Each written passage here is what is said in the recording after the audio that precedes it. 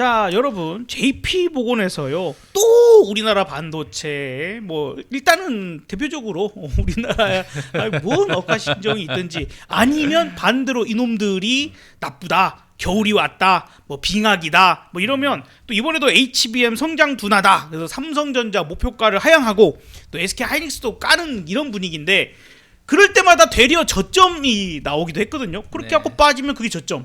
이랬는데 과연 이번엔 어떨까? 그러니까 지금도 삼성전자 5월 7일 기준에서 상승 마감하고 SK하이닉스는 아니 뭐 이틀 연속 세요. 강합니다. 네. 이거 지금 어떻게 봐야 될까요? 맨날 이놈들 얘기할 때마다 되려 빠지면 되려 저점이었거든요. 이번엔 어떻게 보세요? 먼저 얘기해 주시죠. 네. 일단 뭐 작년 9월이었죠. 뭐 반도체 겨울이 오고 있다. 그 얘기 나오자마자 뭐 말 그대로 지금 12월 주가까지 삼성전자가 뭐 그동안 오른 거 다 반납을 했고 SK하이닉스도 사실 20만 원대가 좀 깨지면서 한 15만 원대까지도 내려간 그런 기억이 있었고요. 올해 3월의 내용을 보면 모건 스탠리가 다시금 이 반도체 봄이 오고 있는 것처럼 또 평가를 했어요. 그래서 일단 1분기에 이 레거시 부분의 수요가 회복되는 그런 모습들이 긍정적인 또 기대 요인들이 됐기 때문에 또 삼성전자가 또 이 잠정 실적 발표에서 또 영업이익 컨센이 상회하는 실적을 좀 발표했었고 그래서 굉장히 좀 좋은 분위기가 좀 잘 유지가 좀 됐었는데 바로 뭐 최근에는 아이스버그 룸스라고 메모리 아이스버그 룸스라는 이 타이틀로 해서 메모리 빙산이 다가온다. 빙산이라고 이놈들이 빙신 네. 같은 소리를 비옵시오. 네, 그 내용을 좀 보면 네. 지금 1분기의 단기적인 수요는 관세를 회피하기 위한 이 수요가 단기적으로 이 수요가 좀 증가된 원인인데 하반기로 가면 갈수록 오히려 이런 부분들이 이 공급 과잉이라든가 재고 조정 관점에서 리스크가 좀 될 수 있다. 그래서 지금 AI 관련된 모멘텀을 더 많이 갖고 있는 사실상 이 저기죠. SK하이닉스를 좀 부정적으로 좀 표시를 했었고 반대로 또 삼성전자는 저가 매력도가 있고 두 번째는 자사주를 사고 있고 HBM에 관련된 상승 여력 관점에서 긍정적으로 좀 표현을 좀 하면서 이런 부분들에 관련된 탑픽으로 또 제시를 하면서 좀 차이가 있었어요. 네. 그런데 발표가 된 이후에 뭐 주가 추이를 보면 삼성전자의 경우에는 오히려 보합권에서 약세 흐름들을 좀 보여주고 있고 SK하이닉스가 오히려 더 상승 흐름들을 좀 비교적 견조한 흐름들을 보여주고 있기 때문에 수급적으로 좀 차이가 있는 좀 아이러니한 그런 상황이 좀 연출되고 있지 않나 좀 판단해 보십니다. 아까 우리가 이제 이전 영상에서 일부 영상에서 환율이 이렇게 되면은 외국인들의 돈이 들어오는 게 지금 확인이 좀 됐어요. 물론 연속성이 있을지는 모르겠지만 야 그러면 외국인들 입장에서 야 한국에 이제 환율 좀 환차 이익이 좀 생길 것 같고 야 이게 나중에 돈 벌어서 갖고 나갈 때 달러 많이 갖고 나갈 수 있으니까 야 지금 좀 돈 좀 집어넣어도 되겠다. 말씀하신 것처럼 그 원화 강세가 좀 더 유지가 된다라면 얘네들은 가만히 앉아서 주가가 그대로만 있어도 그렇죠. 수익이 나는 상황이 되죠. 환차 이익이. 그래서 야 그럼 뭐 사지? 뭘 사? 결국에 삼성전자 하이닉스구만, SK하이닉스구만. 이래서 어찌 보면 또 오늘 그런 수급이 도와주는 또 상황도 있을 것 같거든요. 네. 오늘 일단 외국인은 SK하이닉스는 매수를 해줬어요. 지난주 금요일에도 200만 주 네. 외국인 매수를 했고 오늘도 100만 주 이상 주식을 매수해줬습니다. 이게 긍정적인 신호라고 볼 수 있고 그 다음에 이제 삼성전자 같은 경우는 사실은 좀 매도가 나왔어요. 지난주 금요일에도 꽤 많은 매도가 나왔고 오늘도 좀 매도가 좀 나왔는데 뭐 어찌되었든 삼성전자 관련돼서 HBM 노이즈가 좀 심하다. 니들 12단 좀 빠르게 한다고 하면서 왜 결론이 없냐. 네. 이미 하이닉스를 공급하고 있는데 이런 부분들에 대한 어떤 신뢰성이 좀 떨어진 부분들 뭐 좀 있지 않나 생각을 좀 하고 있어요. 다만 이제 오늘 삼성전자가 안 밀린 거는 저는 환율 영향도 좀 있었다. 무슨 말이냐면 물론 이제 오늘 다시 반등을 줬지만 대만 달러가 이틀 동안 거의 10% 가까운 강세를 보여줬잖아요. 근데 우리나라는 오늘 그렇게 원화가 강세를 띄진 않았어요. 생각했었던 것보다. 사실은 1370원, 60원대도 갈 수 있을 거란 얘기가 있었는데 그래도 1,370원에서 출발해서 1,400원대에서 1,395원 정도에서 끝났기 때문에 그러면 아무래도 TSMC랑 비교해 봤을 때 약간 뭐라 그럴까 조금은 경쟁력이 있을 수 있지 않을까? 삼성전자가 거기다가 최근에 삼성전자가 파운드리 관련해 가지고 조금 TSMC 물량을 좀 가져왔다는 소식도 좀 있었기 때문에 좀 그래도 좀 주가가 버텼다 생각하고 있는데 결국에는 수급이 답을 말해준다라면 저는 삼성전자도 매도가 엄청나게 나올 거라고 생각하고 있진 않지만 어쨌든 매도보다는 매수가 들어오는 하이닉스가 조금은 더 탄력도 있게 네. 너 부른 거 아니야? 수급이 살아 있으니까. 네, 살아있으니까 움직일 가능성을 좀 대비하는 게 맞지 않을까. 삼성전자 얘기하니까 삼성전자 네, 폰이 지금 폰이 지금 갤럭시 반응하면서 폰이 가능하네. 기술력 좋아. 그러니까요. 반도체 얘기라고 있어갖고. 네, 그래서 좀 그렇게 해서 좀 전략을 잡아야 되지 않을까 생각을 좀 하고 있습니다. 네, 일단은 어쨌든 반도체를 보고 수급이 들어온다고 하면 대한민국을 대표하는 시가총액 상위 종목들이 바스켓으로 들어오는 경우가 많은데 그 중에서도 삼성전자보다는 SK하이닉스가 그래도 수급이 들어오는 게 눈에 확실히 보이니까 그쪽을 좀 더 우선시 생각하는 것도 괜찮지 않냐. 그리고 지금 저희가 이제 녹화를 하고 있는 도중에 네. 속보가 또 떴어요. 네. 그렇지 않아도 한번 얘기하고 싶었는데 이 속보가 떴습니다. 이재명 재판 관련된 속보가 그 장중 일단은 그 5월 15일로 잡혀 있었던 네. 재판이 6월 18일로 투표 이후 네. 투표 이후로 연기를 해서 국민들이 왜냐면 이게 왜 이재명이를 죽이려고 하냐 이거보다도 내가 알아서 할 거야. 그렇죠. 국민들이 저 사람이 마음에 안 들고 이 사람이 사법 리스크가 있어. 그리고 이 사람이 진짜 죄인이면 내가 안 뽑지. 그렇죠. 근데 왜 니네가 아예 나의 권리를 박탈시키냐? 여기에 좀 더 분노했었죠. 분노했다라고 좀 볼 수 있을 것 같아요. 그래서 그런 부분들을 지금 재판부에서 그 국민들의 어떤 그 네. 분노를 이기지 못하고 결국은 그러면 국민들께서 일단 선택하시오.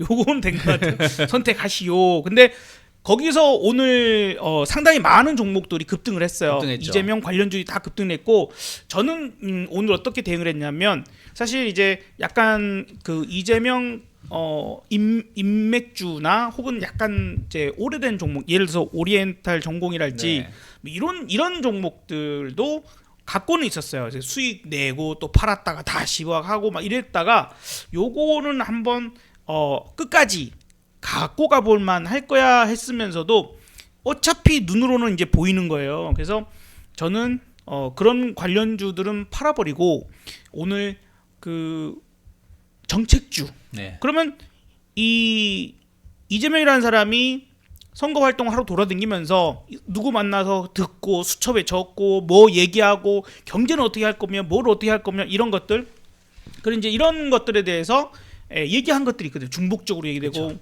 막 하는 거. 그래서 이제 하나는 지역 화폐. 그래서 지금 이제 이미 이전에 테스트를 해봤더니 효과가 있었다. 네. 그래서 요번에 힘들어하는 그 소상공인 분들을 위해서 뭐 이렇게 그래서 그쪽이 지금 상한가 간 종목이 꽤 나왔고요. 많습니다. 어쨌든 그러는 얘기하는 중에 지금 대장동 재판도 6월 24일로 연기한다는 속보가 또 떴어요. 네. 네. 그러면 거의 뭐 지금 사법 리스크는 뭐 끝난 거죠. 끝났다고 네. 봐야 되겠죠. 왜냐면 지금 사실은 제일 민감했었던 게 6월 15일 미뤄진 거잖아요. 그렇죠. 5월 15일에 하겠다는 걸 한 달 미룬 거잖아요. 그러면 뭐 이재명 후보가 대통령이 된 건 아니지만 유력하잖아요. 지금 그렇죠. 그 50%가 지지율, 넘어가니까 더 올라갔죠. 더 올라가기도 40 하고. 몇 프로에서. 그리고 저쪽 애들은 지금 뭐라고 말하기도 참 애매하네요. 진짜. 합칠까 말까, 말까. 결혼할래, 네. 이혼할래, 재계랍할래 뭐 이거 거기다가 뭐 복잡합니다. 한덕수 같은 경우는 만약에 단일화 안 되면 나 그 거기 후보 등록 안 할 거야. 뭐 그러니까 거기다가 진짜 쟤는 그냥 돈 안 쓰려고 하는구나. 막 이런 얘기가 나오고 있을 애초에 정도니까. 그런 얘기들이 있었어요. 네, 그러니까 그래서 그렇게 돼버리면 뭐 대선 전에 리스크가 없는 거고 대통령 당선되고 나면 음. 또 민주당이 오늘 소위 그 법사위 법사위에서. 통과한 게 대통령이 되면 모든 형사재판. 재판을 다 뒤로 중단. 미룬다, 네, 네. 중단한다. 뭐 이것도 했기 때문에 거의 뭐 이제 끝난 게 아닌가 이번 대선 사법 결과는. 리스크라고 사법 하는 부분은 리스크는 거의 끝났다. 네. 그리고 뭐 대통령도 거의 뭐 되지 않았나. 그러면 말씀하신 것처럼 인물주는 한 번 더 움직임이 나올 수도 있겠죠. 내일 왜냐면 이게 지금 시간에서 지금 반영이 그렇죠, 되고 그렇죠. 있는 거고 내일 아침에 좀 더 반영이 되겠지만 어쩌면 그때가 단기적으로 거의 끝물 가능성을 좀 대비해야 된다. 왜? 인물주는 정말 관계가 없는 거잖아요. 네네네. 그냥 우리 둘이 이렇게 방송했는데 내가 만약에 국회의원 선거 나가든가 무슨 지방 어떤 의원 선거 나갔어. 근데 방송했다는 이유만으로 관련된 기업이 움직이는 거랑 마찬가지니까. 그렇죠. 그러니까 이런 건 사실은 정책과 관계가 없는 건데 이제 정책 관련돼서 우크라이나 꼴을 보면 돼요. 그렇죠. 젤렌스키가 이제 코미디언 출신의 네. 자기가 대통령 되니까 자기 동료 배우를 네. 장관 시켜놓고 PD, 작가, PD, 작가, 그다음에 영화 제작사 이런 사람들을 주요 네. 자리에 앉혀놓으니까 네. 지금 나라가 네. 적골이 되는 거 아니에요? 그리고 욕을 처먹어야 돼요. 우리나라도 그랬잖아요. 어쨌든, 그치. 똑같은 네. 검사 후배, 네, 자꾸 뭐, 장관 시키고 검사 후배 뭐 지금은 우리가 야 그렇지 않은 사람을 뽑자. 그러니까. 인맥주랍시고 네. 같은 동문이에요. 뭐 언제 한번 어디서 만난 적 있어요. 밥 한 번 먹었어. 이런다고 그 기업에 특혜를 주고 그쵸. 이런 사람 같으면 안 되죠. 안 되는 거죠. 근데 정책주는 충분히 이제는 날개를 달 수 있겠죠. 왜? 이제 그런 불확실성이 없어진 거니까. 그러면 그동안 뭐 지역 화폐 관련된 게 조금 더 그때도 말씀드렸지만 지역 화폐가 규모가 많이 줄었어요. 지난 정권에서. 네. 그러면 이거를 회복시키는 것만으로도 호재죠. 호재이고 또 뭐 AI 관련돼서 투자라든지 네. 또 저는 건설주가 움직이는 것도 어떻게 보면은 인프라 투자도 할 수밖에 없다 생각을 좀 하고 있어요. 그동안 밀어놓은 게 많이 있거든요. 그럼 그런 부분들이 계속 영향을 받는 거라서 정책 관련된 기업들 계속해서 우리가 체크를 해야 된다 생각을 좀 하고 있습니다. 그 좀 재미를 보지 않으셨나요? 그다음 지난번에 이재명 일자리주 관련돼 갖고 뭐 사셔 갖고 꽤 급등했던데. 네.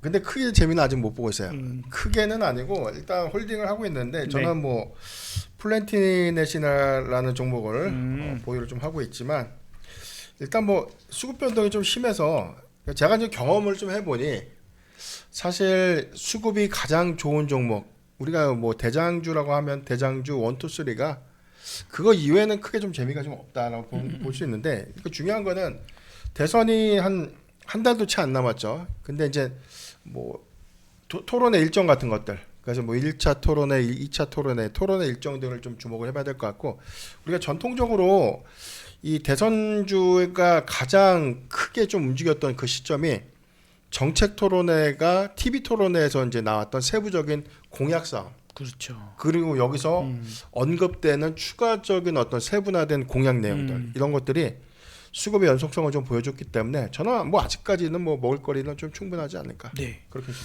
보겠습니다. 사실 저는 이제 뭐 걔도 작년 여름부터 대선주를 계속 강조하고 겨울 돼서는 따라 붙어야 된다라고 1월 2월도 상당히 규모 있게 이제 최근에 와서 5월 1일 그 사태 선고 대법원 선고 5월 1일로 약간 공포감을 좀 느꼈었어요.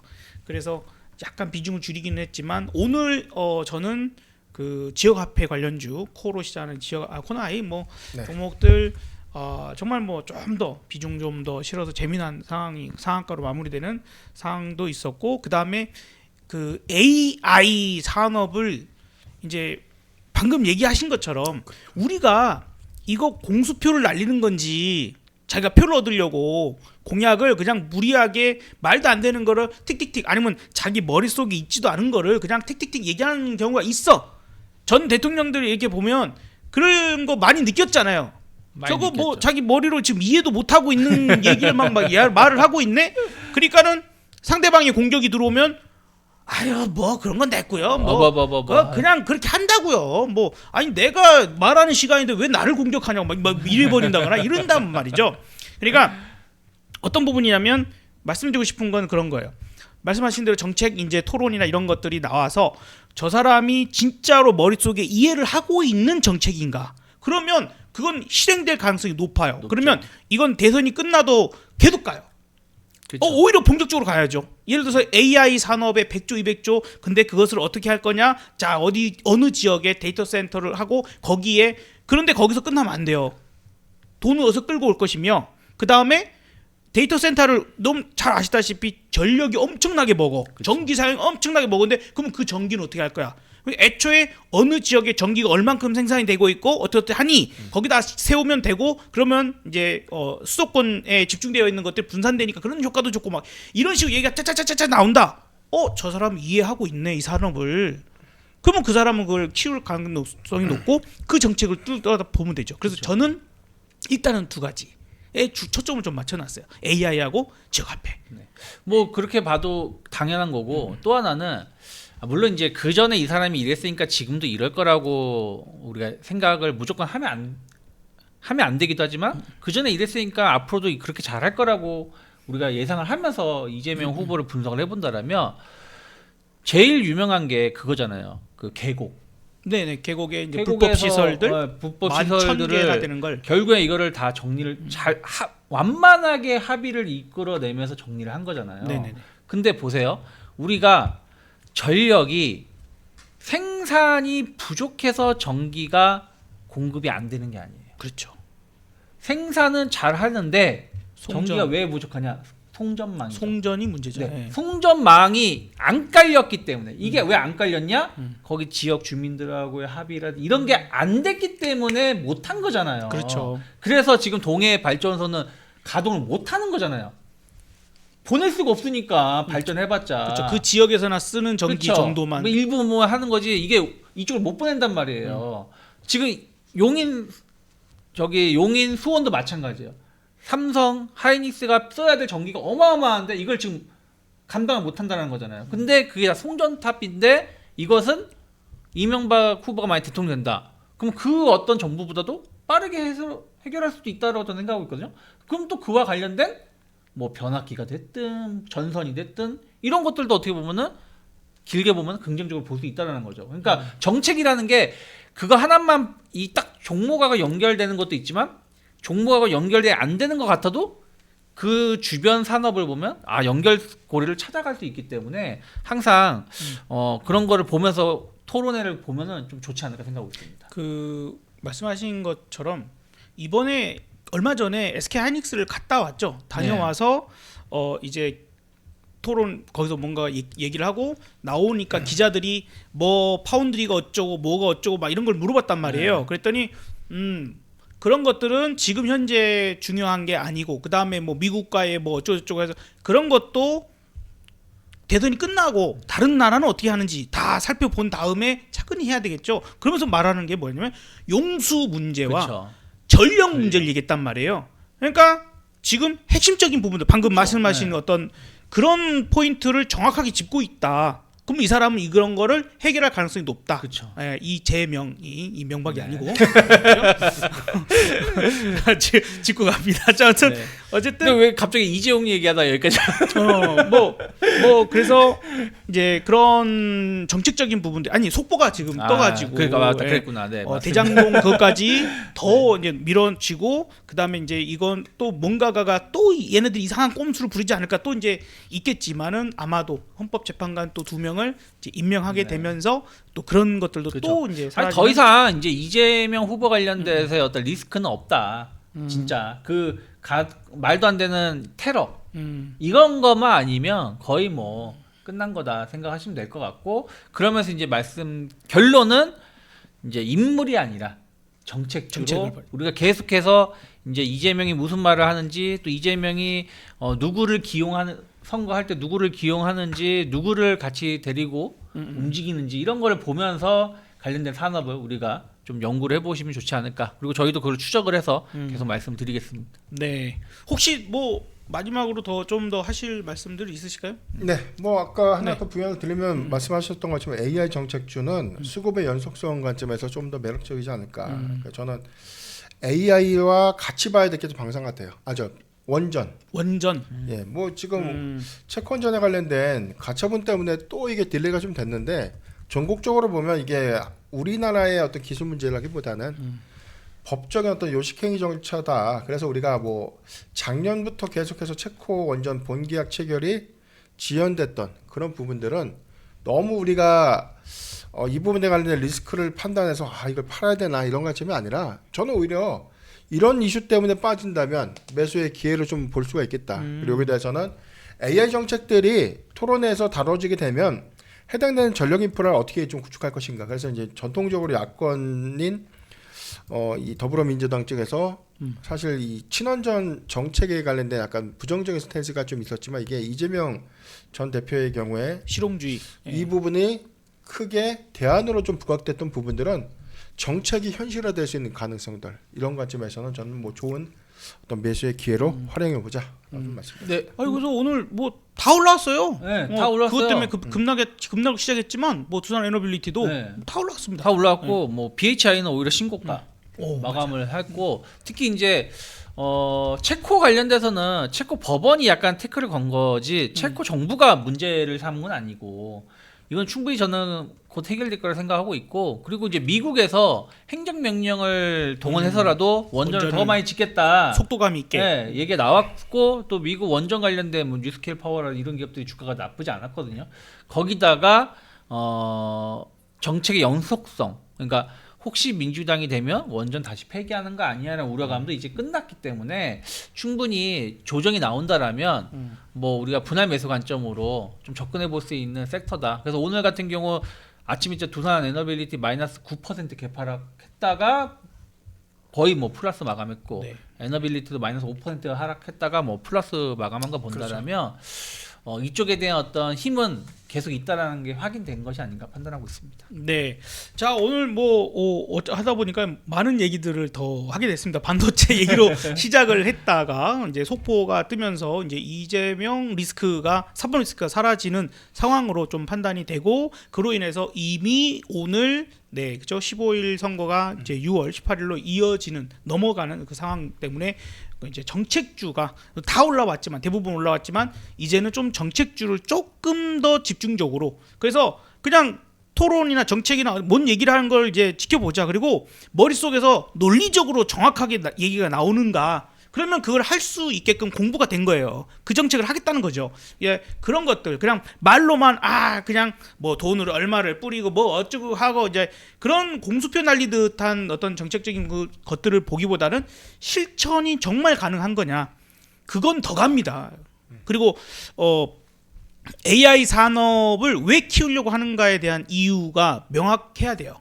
그렇죠. 세계 어떤 패권 싸움에서 우리가 여기서 이제 이게 밀려버리면 제조업도 중국에 앞서 있는 제조업들이 전부 그냥 와르르 무너져 버릴 수가 있는 그런 위험성도 있는데 이런 것들을 대한민국의 미래를 설계를 하면서 진짜로 뭐 저 사람 진짜 해버릴 것 같은데 이런 것들이 있는가 좀 잘 보시면 좋을 것 같습니다.